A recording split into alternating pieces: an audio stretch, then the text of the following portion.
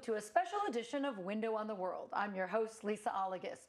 Our show usually gives us insight into the lives of international students studying here in the United States or local students traveling abroad and what they discovered visiting a new country. One of those countries visited is one that has a relationship of exchange with MSSU, and that is the Czech Republic. Our faculty have visited there, and now members of the faculty of the University of Hradec Králové are here sharing their knowledge with our students and faculty, and to give us a look through the window into their world in the Czech Republic. Our guests are Dr. Blanka Kilmova, who serves as the Vice Dean for International Relations at the Faculty of Informatics and Management and is a professor in the Department of Applied Linguistics, and Dr. Dominik, Palla, the head of the Center for Training and Consulting in AI and a member of the Department of Informatics and Quantitative Methods at the Faculty of Informatics and Management. Wow, it's a mouthful. Thank you both for joining us for Window on the World. Thank you for inviting us. Thank you. How are you doing today? Oh, fine, thank you. Yeah. Excellent. So you work at the University in the Czech Republic of Hradec Králové. So before we dive into your careers, I'd like to learn about your life in Czech Republic. Were you both born and raised there? Tell us a little bit about your life. Yes, I was born, actually we both were born in the Czech Republic. I was born close to my city where I live now, in a small town, Hořice, 25 kilometers from my city. And yes, our educational experience perhaps varies a bit because I was raised under the communist regime, under the Soviet occupation. So most of my education, in fact, happened during this era. We couldn't travel until I got to the university, so we were, in fact, behind that iron curtain, I would say. So education really differed, and those children and who had parents dissidents couldn't really study at the university at that time. But I was lucky that the Iron Curtain fell down in 1989, and I could really travel and discover different countries. How old were you around that time? Around 18. So that was a good time for you then, yes, the change. Yes, for a change. But still, Erasmus didn't exist at that time, so I was discovering my, world and different countries during the holiday, summer holiday. So, for example, I came here twice to teach swimming at Camp America in Massachusetts. Wow. And so then it became more academic for you. Yes, more. Yes. After that, when I graduated, in fact, I continued in my studies of history, in fact, art history in Hungary, and we were funded by Cherish at that time, and I studied at Central European University. And after that, I started to work first at the first private grammar school in my hometown, and then I applied for the post at the university. Excellent. Well, let's talk to Dominik a little bit. So tell us about your early life, and so where were you born and raised? Okay. I was born in the small city in the Moravia area. It's like an area where everybody just drinks wine and enjoys their life. And then we just moved to the Hradec Králové, where I just visited my university as a student. And we moved originally because of work of my father, so it was like a career path. And I was always like dreaming about having a big company, so I established one, and I was starting at the high school and built all the like cooperations with companies, and I was searching for employees. But then I realized that I like missed something in my life, so I just applied for the PhD study. It was in fact a bet with my former colleague, because we usually like argue about what is better, if iPhone or Android. And once he said me, okay, I will try iPhone if you just apply for the PhD study, and they will like accept you.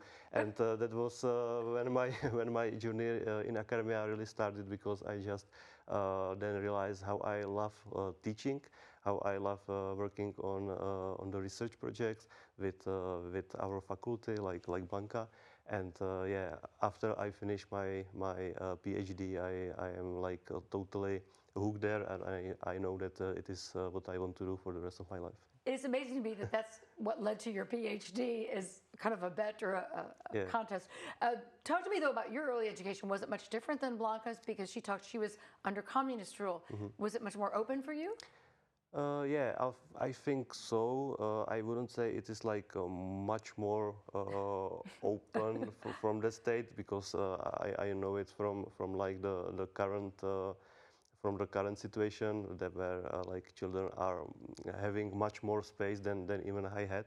So I think like yeah, it would just started with the fall of the communistic regime, and then it just like year by year went like more in the freedom side, and I think I wasn't as much affected as today's children. Today's children are, yeah. You mentioned though that at high school age you wanted to start a company. Is that something that they're open to there? That it's like, hey, I want to do this, I'm going to do it? Well, to be honest, my surroundings, like usually my family wasn't really like happy about that. They wanted me more to like get to university and get some better job. You know, my father is a medical doctor. My mother is a teacher of Czech language and history. So I was like all the time meant that I will become also something like this one. And my like idea about becoming the entrepreneur was quite like tempting for me. But still, after I just managed to get my company, managed to have my employees, managed to have my clients, I realized that it's not really what I wanted. Right. That I loved the teaching and working on the project much more than this one. Is education valued in the Czech Republic, or like are most students expected to go to university? I mean, your parents expected you to. Is that common among most families? Yes, it is. It is. Education in general in Europe is highly valued. I would say every parent want his child to get the best education. You know, is it paid for by the families, or is there government support? In fact, we were talking about it yesterday with the School of Education here, and it's free. If you study in Czech language, so at public schools, it's free. So it's you know. Amazing, I would say, that you don't have to pay for this education. The higher education too. No, yes. Even we've got 26 public universities where you don't have to pay. Wow. Yeah. That's so pretty amazing. that's advantage, and we can see differences in fact here between our students and your students. We feel that they are more interactive, they respond, they value even more education than our students because it's free. Yeah. So that is part of the conversation. Many international students that we have talked to on this show, even from Czech Republic, described a different, more distant relationship with professors. So is there a different approach to learning in Czech Republic and the interactions with students? I mean, or like you said, is it because students here are paying for their education, they're going to talk about it or know what they want? How do you see it? Well, these are two things I would say, because as for the respect to teachers, in general, in Europe, I think we value those degrees, the titles, you know, like doctor, professor, associate professor, and everybody expects that he or she will be greeted when he or she comes into the class by this title, right? So the students are used to it, you know, from already elementary schools. And as for the relation, you know, between teachers and students, of course, it depends on the subject and on the target group of students. If you teach international students, you try to be at this, you know, equal. When I come to class, I tell them, well, call me Blanka. Right? But with Czech students, I would say they would be flabbergasted. If you call me by my first name. Yes, exactly. But perhaps Dominik has got. But do students feel, you know, able? I know some of our Asian students will say they don't feel comfortable as the questioning a professor. True. So is there an interaction with students? Do students question you, and you know, are they open and willing to probe? Yeah, I think that our relationship with students, usually in Europe or in Czech Republic, is very formal. So very formal. as Blanka said, you it's like there is some big glass wall between you and the student, and they are behave very differently when you are there or when you are not there. And they usually call you Dr. Palla or Professor Blanka. And it's not possible to just as Blanka said, send a message hey Dominik, how are you? But I can say that I really like the way it is here, that that students are not really afraid of approaching the teacher. And I was actually just speaking with a few students, and they were like, hey Dominik, how are you? And it was like, yeah, it's like conversation with a friend. And maybe it's right that maybe then they are not really afraid of questioning you. But I think that the very important thing is that once your students have to pay for it, then they are more valuing it. And even though you have a better relationship in terms of it's more free, it's more informal, then they are still behaving well. They are still appreciate you. But I'm a bit afraid that in Czech Republic or the Europe, as I think it's all of the countries of Europe. If you are not just obligated to pay for it, and then the teachers are very informal with you, I think that you just put down all your barriers and just behave well, I don't care about it, just say everything. And I can see it also in the elementary schools or the high schools, that the behavior of the students is getting worse. And it's all because of you don't have to pay for it, so they are not really feeling themselves under some pressure to deliver some results because of the parents pay for it. They are just I have to do it. That's the only reason why they are there. Not quite embracing it like you'd want them to. Well, so let's talk a little bit. You said you studied in Hungary.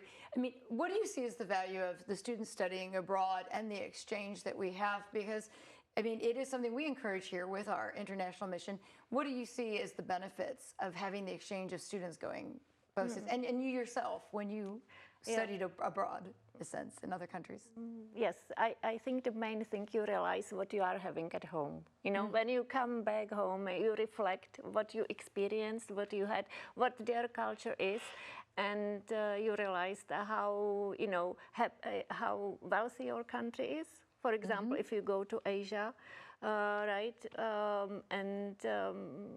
you know, you really value what you have. Another thing is that it makes you independent, more independent, and yes, to discover new culture and you know, and people. So there is that diversity I always appreciate. Yeah. Well, and many students do come here for language and to improve their English, and you are in linguistics. So talk to us about your applied linguistics, and you're looking for solutions to language-related issues. Tell us about that, your field that you study. Yeah, okay, so at our, let's take example of our college where I am based. So I teach English as an applied language. That means that I teach future computer experts or economists or managers in tourism, all these people. And yes, so you try always to increase their proficiency and particularly communication skills, right? Because this is the most important, to make people, you know, discuss things among themselves. Yes. Yeah. So you both work in informatics. Dominik, explain to us what is informatics and then your involvement with AI. Okay, that's actually a good question. I just wasn't thinking about that. So Informatics is like a scientific field about information, so because you can see the root of the word is like information. So I think this is like the basics of the whole like study field, and usually our students like don't realize that it comes from that word information. So we are focused on how to store information, how to process information, how to share information, how to change the view, how we can look to the information, how we can generate new informations. It's all in informatics. So it's not really only about how to plug in your computer, you know, but it's also about the whole infrastructures, about the computer systems, about the websites, about pretty everything we just use in our daily life. And But you do a lot, you're discussing a lot with AI. So let's talk about AI. It's controversial. A lot of people fear it. There was a reporter who came to campus and talked to us saying she had put information in AI and it created a quote that wasn't really a quote. So how does the work you do help to maybe make AI better? Is it going to help us communicate better or worse?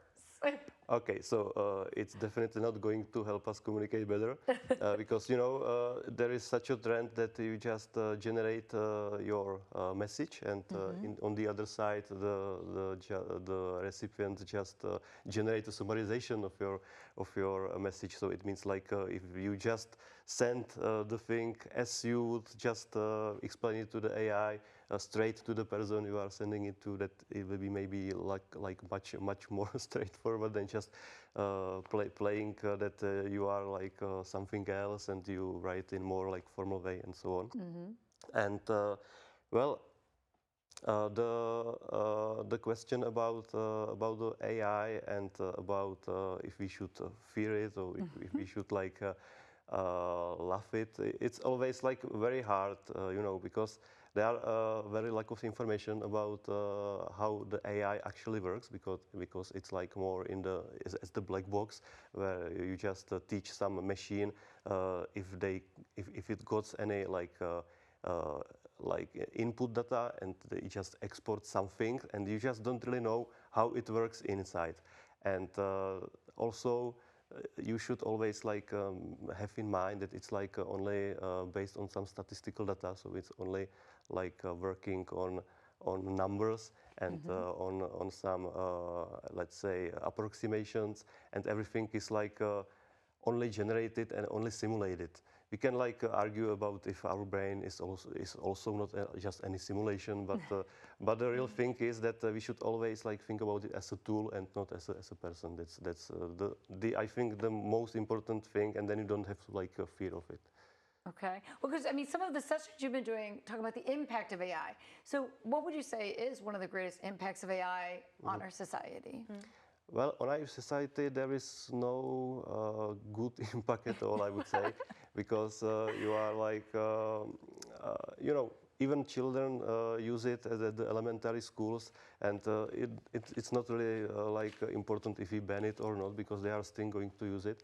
And the problem is that their critical thinking is not going to like develop, and that's the biggest issue. So you said about the rapid development of the AI, and I am more afraid that the rapid development will stop just because we don't have enough clever people in the future, because everybody is using AI as they like tool for thinking, and usually they just try to do everything with AI. So just copy the assignment from teachers and straight to the AI and straight to the teacher. So you are just only as some, I would say, like data steward who is just switching data from one point to another, but no processing at all. Oh, that is a little scary then to think about it that way. Yeah. Well, Dr. Kilmova, you've been ranked among the world's top 2% scientists by Stanford University's global list. That's twice in 2020 and 2022. Congratulations. How do you think your work can have a global impact? Well, I am surprised. But what I can just probably comment on, I have always been trying to be multidisciplinary. That means when I applied for any projects, I try to include people from different fields because I like, talking about and getting new information from people. So it's I would call it networking among not only my colleagues but also abroad because, knowing English language enabled me, to discuss these things with other people across Europe, Asia, US, and I am really happy to have colleagues abroad. And all those, in fact, we also collaborate on research publications, conducting experiments. So perhaps all this international networking and research helps to the so-called transfer of knowledge. Problem solving. So I hope that there might be some very tiny little impact globally. I'm sure there is so much to learn. Yeah. Thank you so much so far. We're going to take a break and we'll be right back. When we come back, we delve into culture with our faculty visiting from the University of Hradec Králové.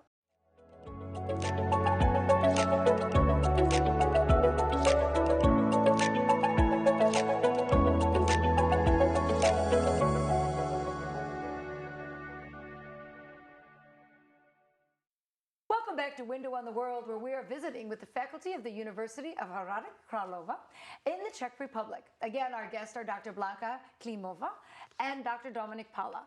Our show has a goal of enlightening Americans about the cultures of other nations like Czech Republic. Students visiting have given their perspectives previously, mentioning history is important in Czechia. So especially with museums, would you agree that history is important in your country? I would say so, because history in fact teaches you what can happen in future, I would say, right?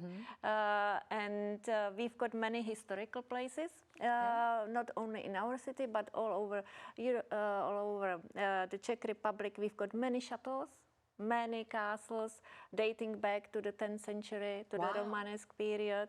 So yes, we are proud of our national history, I would say. Well, and you mentioned you were into art history, so I know art's probably very important there. We've been talking about language and AI, but one of the universal languages is food. So we always talk food on Window of the World. Okay. So what are your favorite dishes that represent your country? Well, I really love sweet dumplings. And I can make them as well. So if you want a recipe, I can share it with our, Is it, when you say sweet dumplings, is it, what makes it sweet? Is it sugar, cinnamon, honey? No, it's made, it's in fact very healthy if you don't put other ingredients on the top. The recipe is very short. You can try it out, everyone. It consists of curd cheese, a bit of flour, egg, you mix it, and then you roll the dough, you cut it into the pieces, and then it's up to you what kind of fruit you like. Either you like apricots or blueberries or strawberries, so you put inside, and then you just put it into the pot and with water, boiling water, and you boil it for 7-10 minutes. And then when they are ready, you put it on the plate. You put melted butter on the top. You can also have whipped cream. There you go. And you can also put sugar if you Probably find much it healthier than a deep-fried Twinkie that some would get at a carnival. Dominik, what is some of your favorite food? Well, I would say that the most favorite food is probably goulash. It's from Hungary. But if I should choose one from our culture, from Czech Republic, I would definitely choose the pork, cabbage, and dumplings. It's a very tasty food. I don't know if you know it in US, but it's consisted of dumplings, then some baked cabbage, and also nice pork, which is on the cabbage. And my grandma actually does the best. Of course, the best, yeah. She does. Of course, And she does. yeah, it's very nice. But I have to admit that yesterday we have been with Blanka and with some of your students in the Texas Roadhouse, yes. and we got some very, very nice big ribs. And I have to say, maybe I have to like reevaluate my answer here because it was amazing. Yeah. Okay, I was going to ask, is there an American food that you have discovered that you like? I would say I agree with Dominik. I had steak, so I like steaks, American steaks, and lots of vegetables. So you both have very serious resumes, doing research, and you must love your work. But is there something you do for fun at home in your downtime? And so, what is your popular pastime there, Dominik? Well, some fun. What is it? No, I'm just kidding. Well, because I started as an entrepreneur in high school. After that, I usually like miss my, child years.